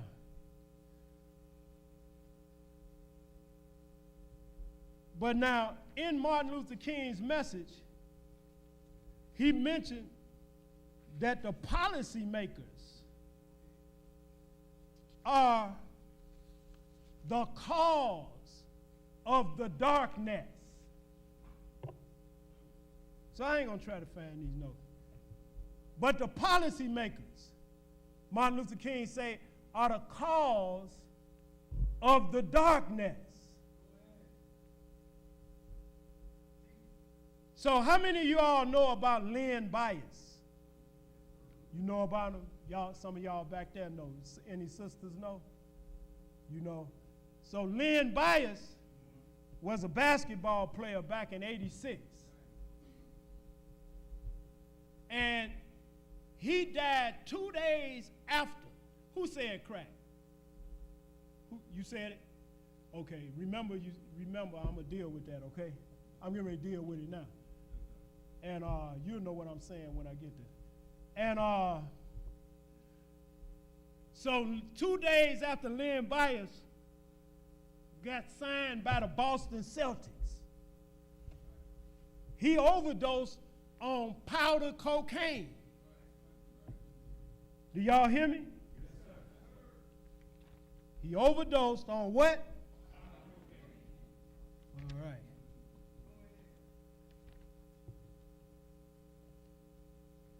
It's always like that, man. As soon as you need something, that's when you can't see. You know what I'm saying? So, I just saw his name. Praise be to Allah. Thank you, man. Okay. I ain't seeing his name right now. Bottom line. Back then, the Republicans was trying to win the votes. And when Lynn Bias OD'd on powder cocaine, in order to ensure they win, they decided to pass the crack law and mandatory minimum sentences, and they passed it so fast that they didn't even read it over in the halls of legislature to feel the effect of what today they now trying to reverse. So the media, like they do Farrakhan, they said, he said Judaism is a gutter religion. He didn't say that. He said what our supreme wisdom books say in the lessons. He didn't say gutter religion. He said what supreme wisdom said, dirty religion. Anybody that read their supreme wisdom know he said dirty religion because that's what the lessons say. So they lie and say gutter religion. Well, before him they did use Lynn Bias, a dead man, to craft and pass into existence a law that's biased against black people. And then give us mandatory minimums to keep us in prison. So I'm feeling like I got to close down. So now I'm going to go to Isaiah 42. And it say, all of them are snared in holes, held in prison as a prey. And none says to restore.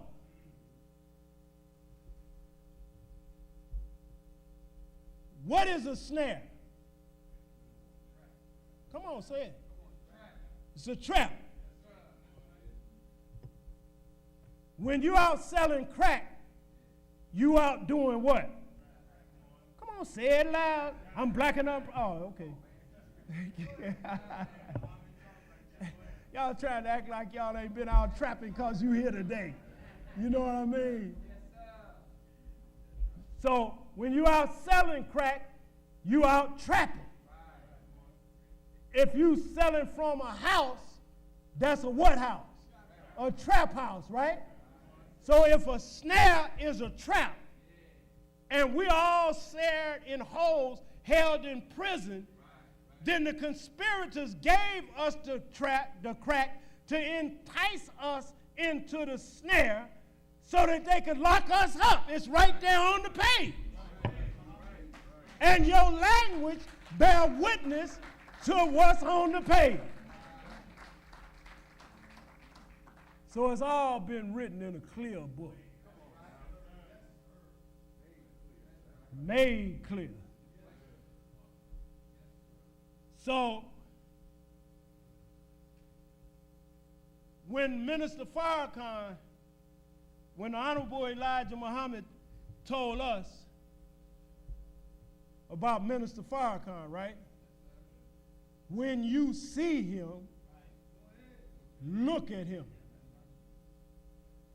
And when you hear him, listen to him. Where he tell you to go, go. And where he tell you to stay from, right?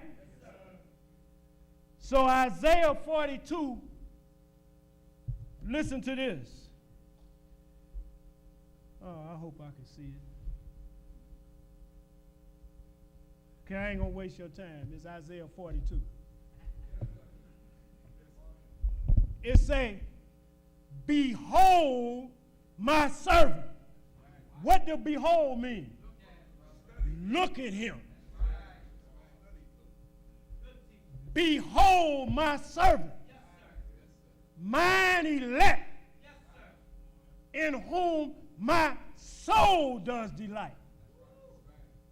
He will not fail. He will open blinded eyes. Why was they blind? Come on, talk back to me, class. He will open blinded eyes. So why were they blind? No, they had their eyes shut. You can't see with your eyes shut. It said he will open blinded eyes. You ever couldn't quite, well, I'll use my experience. No matter how the father, my mother tried to send me to the best school she could send me to, so she sent me to a Catholic high school. I wound up knocking Father James out. So they can't stand strong black men. So they put me out of school because they say they couldn't stand to have the example that I set to remain on campus. So I was out of there. But back then, I didn't know why they was getting rid of me, because they say we can't stand to have the example you set to remain on campus. Because you a lion, and if you stay on campus and all the other lions know that you use the lion's paw on Father James, we gonna have some problem. Who did that? Who back there roaring? That was you. And you too? Hey, there's a lion right in the house. So, I didn't know how to do mine. I don't remember right now whether it was algebra or geometry, but I had to go to summer school. So I'm in summer school, and there's a sister in summer school sitting next to me. That sister showed me in a matter of minutes how to do algebra or geometry, whichever one it was. In a matter of minutes, and she in summer school with me. And the teachers couldn't teach me, make me understand nothing. So once I caught on, you know what I said? Oh, I see. So sight comes by being made to understand. Then I will bring those that sit in darkness out of the prison houses. Knowledge can be considered light.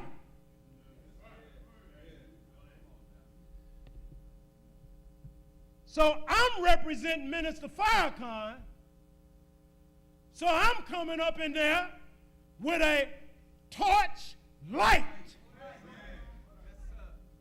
to impart knowledge to those that sit in darkness and whose blinded eyes are closed. I understand what I'm doing when I go up in there, because I know Farrakhan is Isaiah. You ain't got another leader with a point number 5 program asking for all believers of Islam now held in federal prisons to be released to him, and all black men and women on death row in innumerable prisons in the north as well as the south. And we know separation is the best and only solution.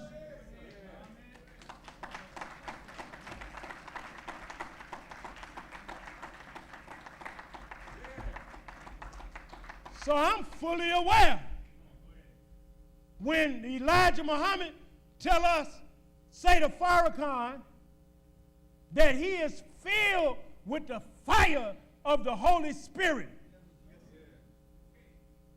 Well then, why do Isaiah say, the Spirit of the Lord God is upon me to open the prisons and bring out the captives? You ain't got no other Isaiah except Farrakhan, because when Jesus come, he say, I come in the volume of the book. I'm from the street, brother. Hey, the brother right there with his back to me. Just tell me what you're saying, because I don't read your sign language. Oh, okay. Okay. All right, I got it. So, I'm not going to try to read this. So y'all got the part about the policymakers, right? That create the darkness by passing these wicked laws. Then they destroy families. Mass incarceration destroys families. 2.5 million children are growing up in the U.S. households in which one or more parents are incarcerated. 2/3 of these parents are incarcerated for nonviolent offenses, including a substantial proportion who are incarcerated for drug law violations. Now, I just told you, Lynn Byers died from snorting powder cocaine. The press lied and put it in all of the newspapers that he died from crack and in a conspiracy with the Republicans to win the seat as president. And see, some of us don't believe they are devils and Satan.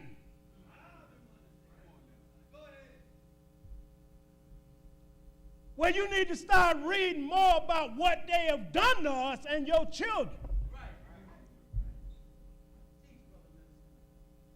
Somebody told me that, Brother Akbar, what's that policeman's name? The corrupt one. Nardo?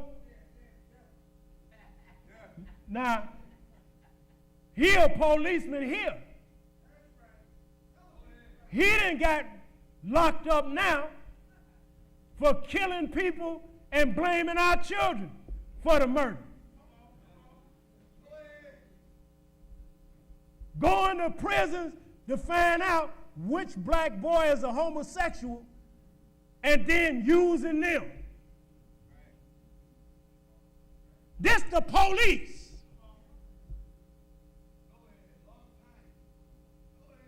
Long term going on. But the reason why we being able to see it now is because our God is present. And he said, even if it's the part of an atom buried in a rock, buried in the earth, Allah will bring it forth. So it ain't nothing hidden from Allah, and he's making sure we see it today. And each of these things that you see, it should be like the Son of Man who came from the east unto the west, as lightning shineth from the east unto the west. Say, God came from Teman and the Holy One from Mount Paran. And he came forth with his anointing for the salvation of his people. Real short and to the point, Teman is the son of Ada, a woman that walks the planet Earth in the east. Mount Paran is maybe like northwest, like 20 miles northwest of Mecca, Arabia. So if the Holy One came from Arabia, from Mount Paran, it means God ain't a spook or a spirit. He came from planet Earth in the east to planet Earth in the west. So now, it said, Honorable Elijah Muhammad said, everywhere he placed his feet, burning coals was at his feet, and that meant war and revolution. Anger, of God. So now, truth and falsehood is getting ready to clash. That produces the lightning. And Elijah Muhammad said that we need flashes of light to light up a little bit so we could take a step. Yes, sir.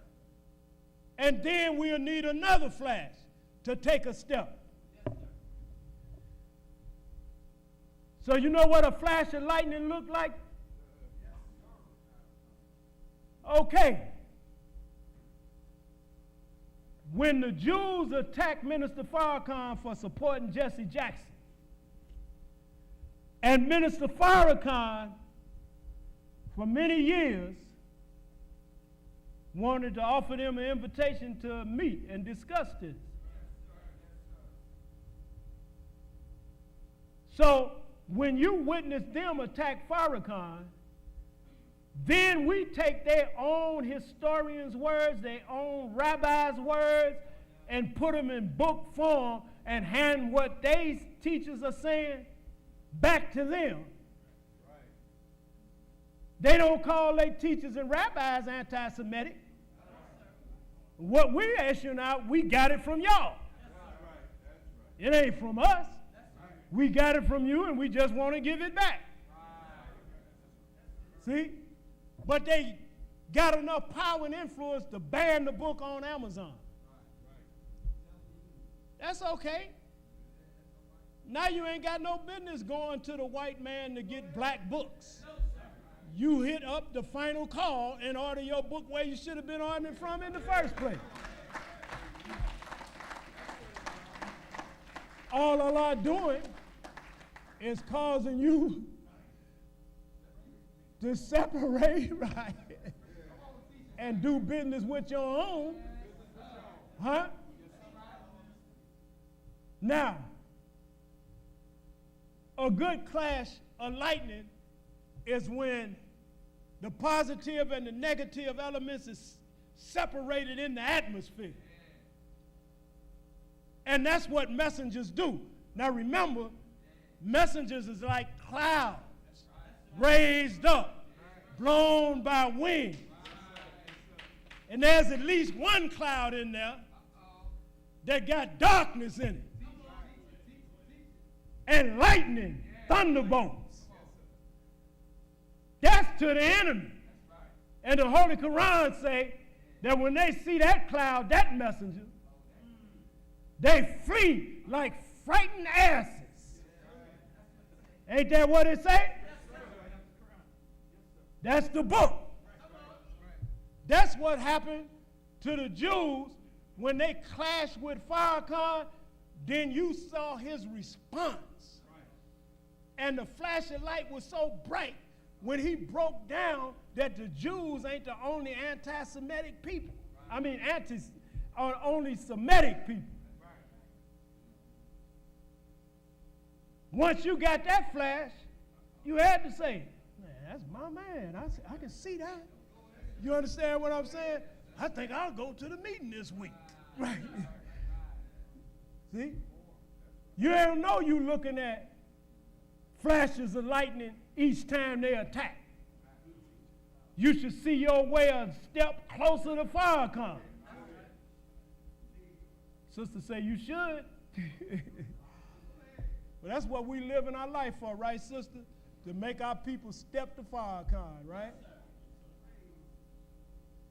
So my brothers and sisters, since I can't read my notes, and I hit font number 16, and when I printed out, this is what they gave me.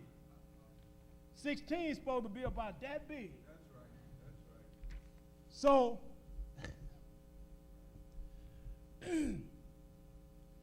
Minister Farrakhan is offering to America a torchlight. He says,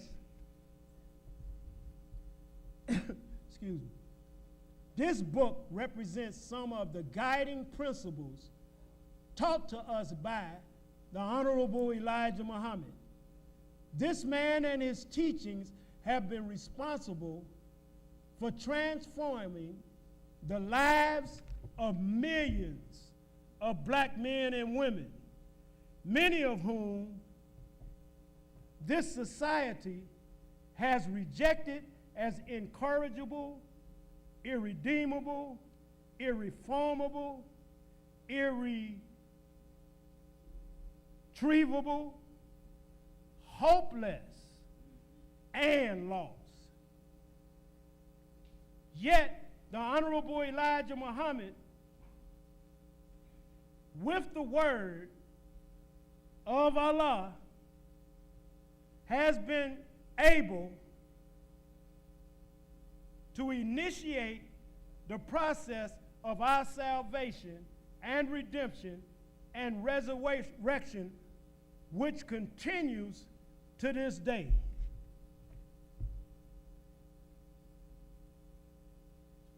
There are tens and hundreds of thousands of black people in this country who have been influenced by the teachings of the Honorable Elijah Muhammad through my work. We came from all walks of life. Some of us are learned, some of us not.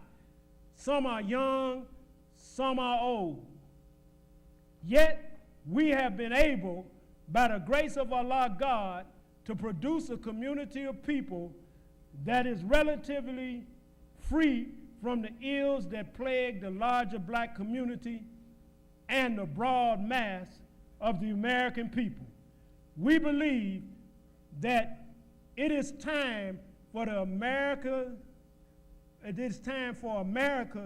to closely examine the Honorable Elijah Muhammad, his message, and the people who have come to follow his teachings. I'm not going to read the whole thing, and what he is offering is us, the members of the Nation of Islam, and our example for America and the teachings of Elijah Muhammad to use the same ills that they suffering from, that he is healing us of through the use of the teachings of the Honorable Elijah Muhammad. And I thank you all for listening and coming today, and I hope you have benefited in some way for what I was able to present. Assalamu alaikum, Ramadan Mubarak.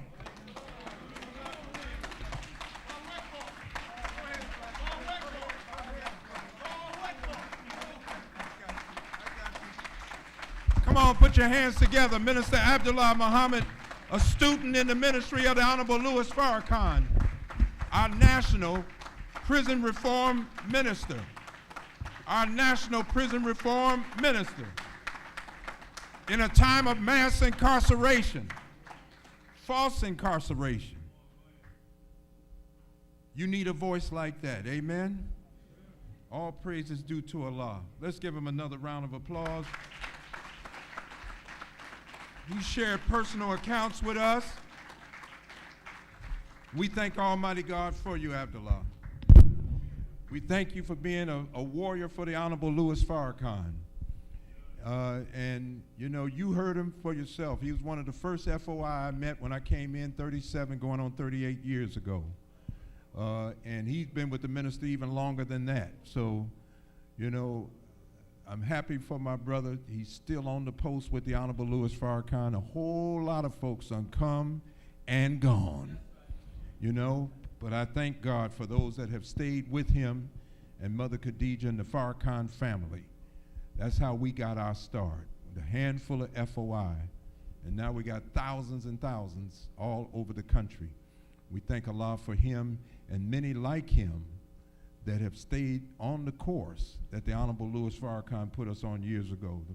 Back in those days, you used to could sit with the minister to almost 1 in the morning. And we were always told by Mustafa then, you better treasure this time, because there's a time coming you won't get this much time with my father. And he's right now. I mean, the whole world is pulling for Louis Farrakhan. That's the liberating voice. I don't care what language you speak, what culture you in. People that thirst for justice and freedom and peace, the voice that they want to hear now is coming out of the Honorable Louis Farrakhan. And he's proved it with 3 World Friendship Tours. So, there's about 96,000 people locked up right now in the state of Pennsylvania. And a study just found that 39% of the people doing time have no business in prison.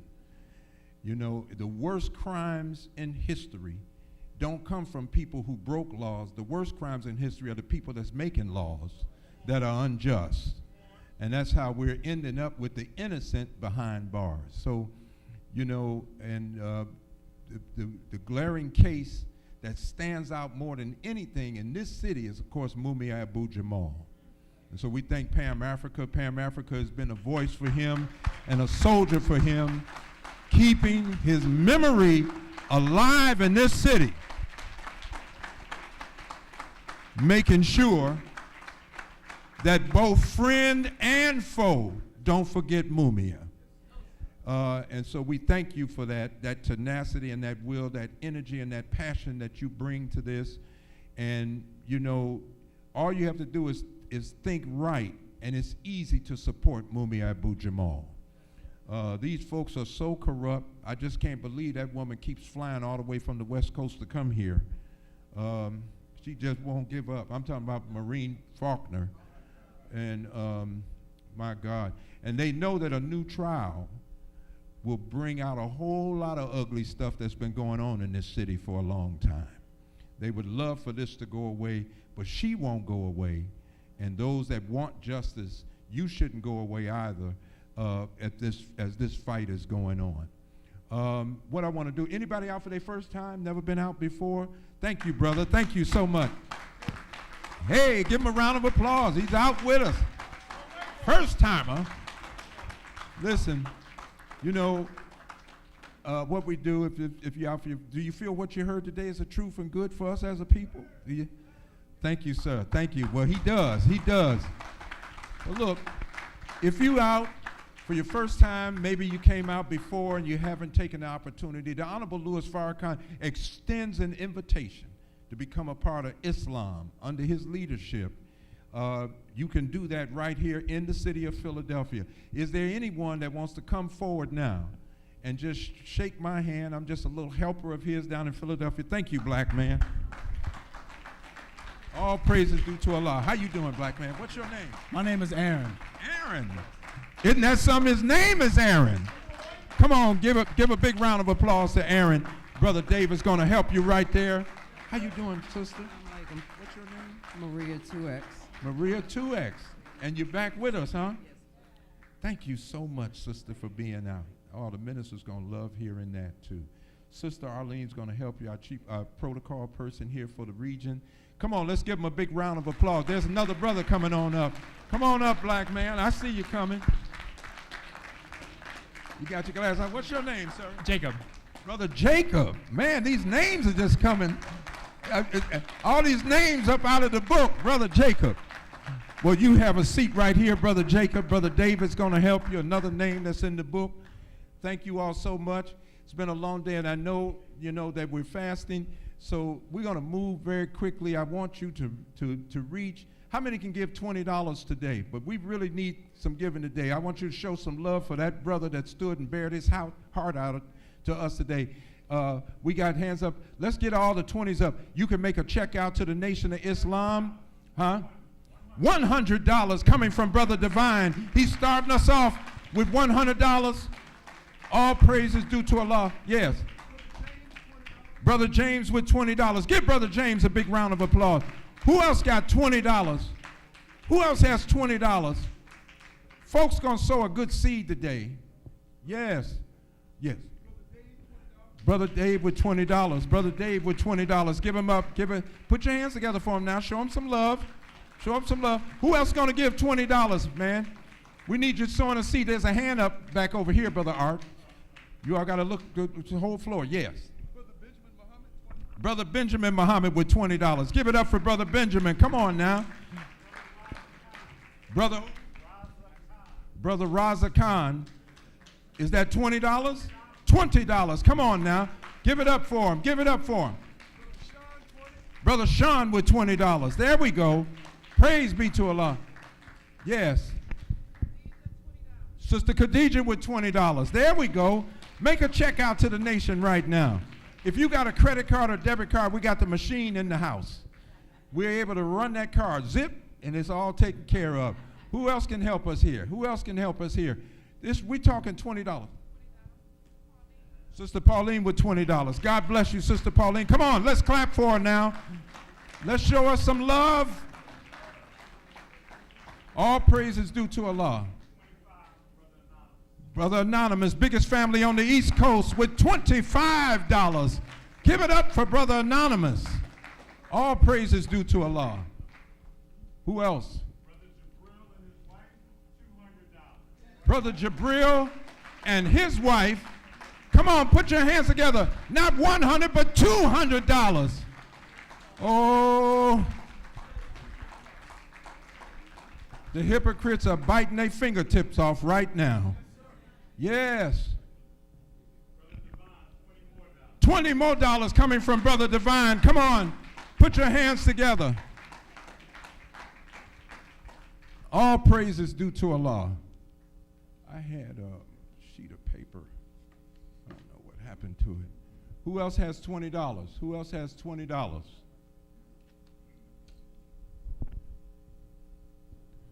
Who else will sow a seed for $20? Did we have $10? How many will give $10 today? Brother Paul starting us off. Did we have 9 other people that'll get behind Brother Paul? Brothers get behind him. That's Brother Paul started us off. That's another brother with 10.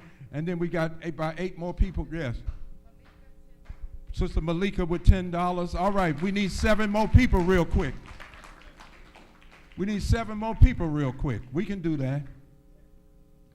We can do that. Yes. Sister Nyla with $10. There we go. Now we need 6 more people. Come on, put your hands together for these folks. Put your hands together for them. Yes. Sister Pam with $10. Now we need 5 folks. Come on, family. It's 5 people. There's Brother Kelvin back there. Now we only need 4. Is there 4 people? Yes. Sister Maria 2X with $60. We've done it. We've done it. All praise is due to Allah. We're going to pass the receptacles, family. We thank you all for being out with us. We thank you for your patience. Let's bring up the $30 more coming from Brother Divine.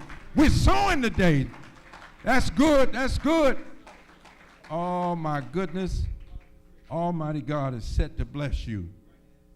Yeah, God loves a cheerful and hilarious giver. We hope and pray that the fast is going good. Now, next Sunday, our guest minister is Brother Victor Muhammad from Pittsburgh.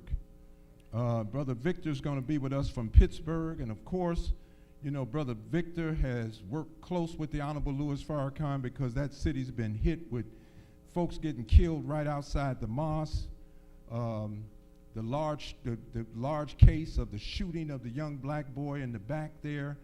He's doing some fantastic work in the city, and they're doing a lot of community work. And so he's going to be with us next Sunday, and we hope that you all will come out in big numbers to support him. Also, next month, we plan to have a town hall meeting on separation. The Honorable Louis Farrakhan's national spokesperson, Minister Ava Muhammad, will be here. The forms, she's coming with the forms. The minister told her to get a straight up and down vote who wants to separate. You know, now we talk a lot of tough Tony stuff, whether it's on Facebook, Instagram, and all this stuff. Let's find out who really wants to separate and really build a black nation. Because, you know, all this hiffing and huffing and stuff in the white man's world, you can get away with that until we get ready to separate. And a lot of folks didn't want to go with Moses. In fact, they didn't go with Moses out of love. Many of them went with Moses because Pharaoh put some hard stuff on the folks.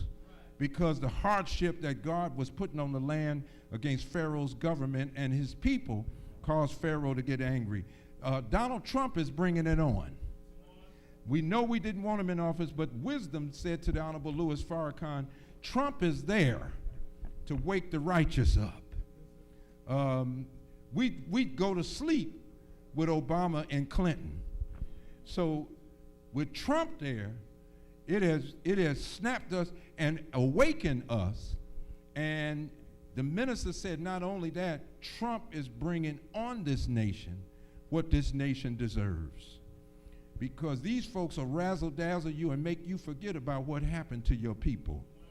Yeah, Trump is here to remind you, this ain't a new sentiment that's sitting up in the White House. It's been in this country ever since we've been here. And so separation, we're going to start with a town hall meeting. She'll be here the entire weekend with us next month. Also, we got a new ex. Who is Sister Malika? Ex. Oh, there she is. Come on up, sis. All praises due to Allah. Thank you so much. You got anything you want to say? Nothing you want to say? Come on, put your hands together. Devil just lost another one.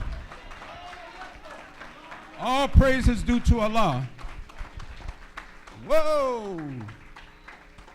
My God. And so, and reminding you on Wednesdays during Ramadan, we're out. We just want to do our best to go deep into the science of the Honorable Elijah Muhammad's teaching. You know, the ministers say this is a time that the roots of our faith have to sink deep now into our hearts, because we're being tested at every level as we're nearing a time of a real cataclysmic movement in America. So we hope you'll stay with us with events that are coming up, you know, and we want to do everything to keep you informed in the right possible way. We hope everyone will do something about the violence against self. The minister told me it's horrible what white people do to us, but he said in his book 2.0, what's worse is what we do to each other. And so he said we're fighting white world supremacy and self-hatred. We got two things that we fighting simultaneously. We have to fight the white man on the outside, but we have to fight the evil work that he has done that lives inside of us. And that's why we need a spiritual teaching, you know, to help us. When we were in the Malcolm X thing, Malcolm injected himself into the politics of his day. But you have to remember, he went from Malcolm Little to Malcolm X because he followed a spiritual teacher. The Honorable Elijah Muhammad, Malcolm always reminded people he's not a politician. He's not a Democrat or a Republican. He wasn't a Mason or an Elk. He was a black man. He made Malcolm a black man, like a shining prince, as Dr. Wesley was talking about in the words of Ozzie Davis. So, you know, never forget that there's a spiritual teaching there. And that's why in February during Black History Month, you'll see Elijah Muhammad's name is almost wiped off the slate because this government's plan is that you never talk about Elijah. And never forget that when Minister Farrakhan first stood up in '77, they offered him millions to just preach. They said, you can preach liberation. We're willing to pay you. Just don't mention Elijah Muhammad's name. And the minister told him to go to hell. And that's why we're where we are right now. He's a hell raiser.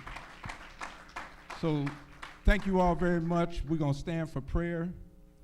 I think we got all our announcements out the way.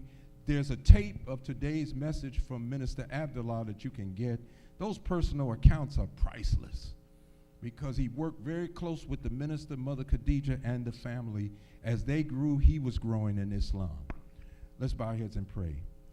In the name of Allah, the beneficent, the merciful, praise belongs to Allah, the Lord of the worlds, the beneficent, the merciful.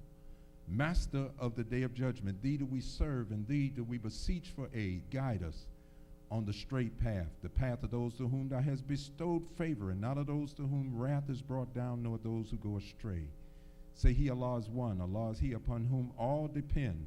He begets not, nor is he begotten, and there's none like him. And I bear witness that none or nothing deserves to be served or worshipped besides Allah, and I bear witness that Muhammad is indeed his servant and messenger. Ameen. Thank you again, brothers and sisters, for being out. Don't forget that there are tapes of the Honorable Louis Farrakhan, books and publications of the Honorable Elijah Muhammad. There are wonderful baked goods on sale. We won't have dinners this month because of the Ramadan fast, but we will start having dinners when the fast is over. Greet your brother and sister. Show your love. Don't forget Jumu'ah prayer on Fridays. Every Wednesday at 7, from 7 to 8 sharp. Every Wednesday from 7 to 8 sharp, come on out as we go into the life-giving teachings of the Honorable Elijah Muhammad.